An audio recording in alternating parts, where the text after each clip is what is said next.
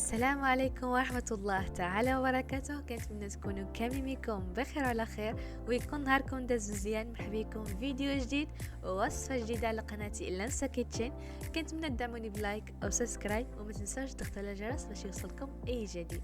بالنسبة للناس اللي باقي ما اشتركت معنا في القناة كنتمنى تضغطوا الاشتراك باش القناة ديالنا تزيد تكبر ويشوفوها ناس كتر فضلا وليس أمرا. وما تنسوش عليكم نبداو الفيديو. ديال اليوم غادي يكون على تحضيرات رمضانيه. فاليوم غادي نحضر معكم شباكيه بمكونات بساطين وسهله في التحضير، كتجي رائعه هشيشه ومعلكه ومذاقها لا يقاوم. خليكم مع طريقه التحضير. بالنسبه للمكونات غادي نحتاجو 500 غرام ديال الدقيق الابيض، ملعقه صغيره من حبه حلاوه تكون عامره، ملعقه صغيره من النافع تكون عامره، وملعقه صغيره من القرفه تكون ممسوحه، مسكه الحره القليل منها كندقوها، 60 مليلتر ديال الزبده مذوبه. من بعد ما غليناها مزيان وحيدنا منها ديك الحليب اللي كيكون فيها باش ما تضيعناش الشباكيه ديالنا. نصف كاس ديال زيت الزيتون، ونصف كاس من اللوز يكون مطحون مزيان، ونصف كاس من الزنجلان حتى هو يكون مطحون. كنرملوا المكونات بهذه الطريقه باش الشباكيه ديالنا كتجي هشيشه.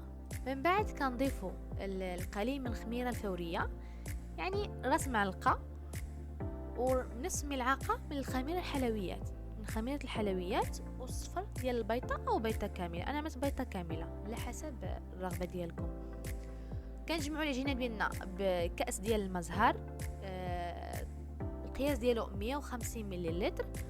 كنوضعوا فيه واحد ضويمه ديال الزعفران والقليل من الزعفران شعره، كندوبوها في المزهر وكنضيفوها للعجينه ديالنا، وجوج معالق كبار ديال الخل. العجينه ديالنا خصها تجي قاصحه.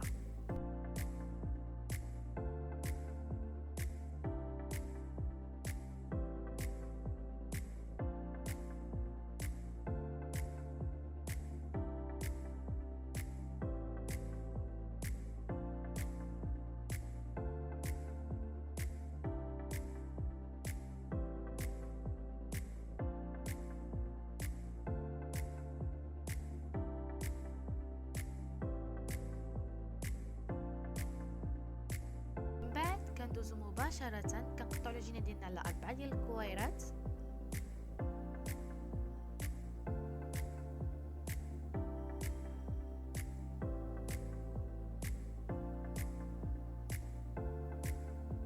وكندوزو كنشكلوها، كنطلقوها بهاد الطريقة هادي، وكنطويوها بحال هكذا، وكنوضعوها في بلاستيك غذائي.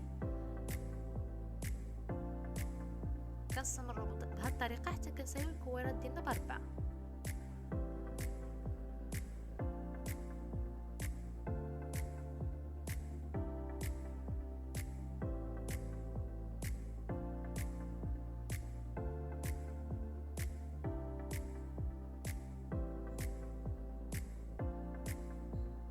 من بعد كندوزو نيشان.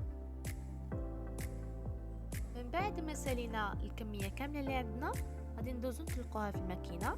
غادي ندوزها في الاول بجوج ومن بعد غادي نعاود لها في 4 باش العجينه ديالنا تجي رقيقه.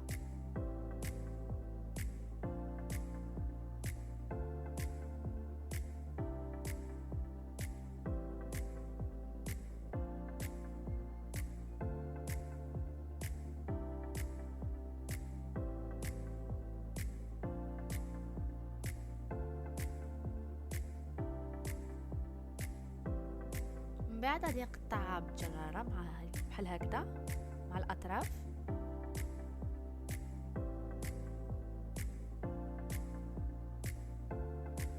يمكن لكم نتوما تستعملوا القطعه، انا كنفضل الجراره احسن.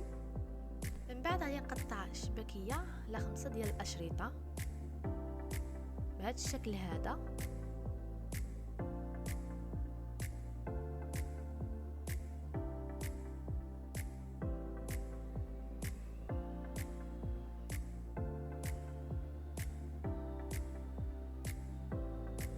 بالنسبه للطريقه ديال التشكيل غادي نحط جوج على جوج، كنلصق جوج ديال الباندات على جوج ديال الباندات، كتبقى شريطه وحده كنحطها في الجنب اي على الشريط الاول، كنطويها على برا وكنلصقها مزيان، كنعمل يدي لداخل وكنقلبها بكل سهوله بحال هكذا.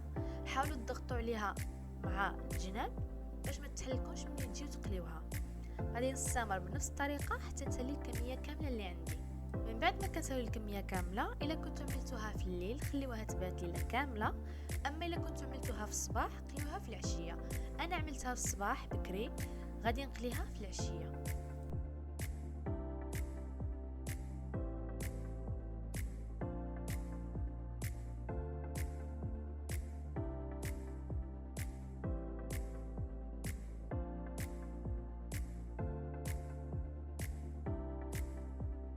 بالنسبه للطريقه ديال القلي، خاصها الزيت تكون سخونه وكنقليوها على نار تكون متوسطه. ملي كطلع لنا الشباك ديالنا الفوق كنبقاو نحركوها غير بشي عاود بحال هكذا، وكنحركوها غير بشويه باش ما تهرسناش الشباكيه ديالنا وفي نفس الوقت ما تحرقش.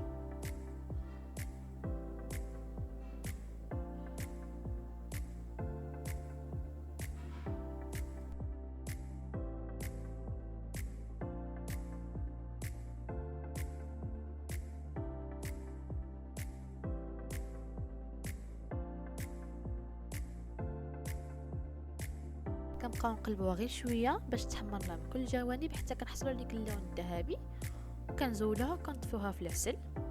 ما تخليوهاش حتى تحمر بزاف حيت الشباكيه كتكمل طيابها في العسل. بالنسبه للعسل انا عندي محضر في الدار، فسبق لي شاركت معكم الفيديو في القناه ديالي، وغادي نخلي لكم الرابط ديال الفيديو في صندوق الوصف. بعد كنحيدوا الشباكيه من الزيت، حاولوا تقطروها مزيان باش ديك الزيت ما تقطرناش في العسل تخسر. من بعد ملي توضعوها في العسل، حاولوا مع العسل ديالنا كتكون ثقيله في الاول، كتكون شابره في راسها، فهزوا العسل غير مع الجناب شي مغروفه، وحاولوا تقطروها على العسل من الفوق، وخليوا العسل مزيان حتى تشرب مزيان. ديك الساعه قطروها في شي كسكاس ولا في شي شبكه على حسب الرغبه ديالكم. بعد كنزينوها بالزنجلان، وفي الاخير كنضيف لها شويه ديال اللوز ايفيلي كتزين. الشباكيه ديالنا واجده، كنتمنى يكون عجبكم الفيديو واستفدتوا منه. ما تنسوش تخليوا لي الراي ديالكم في الكومنتير وتضغطوا لايك، والصحه والراحه.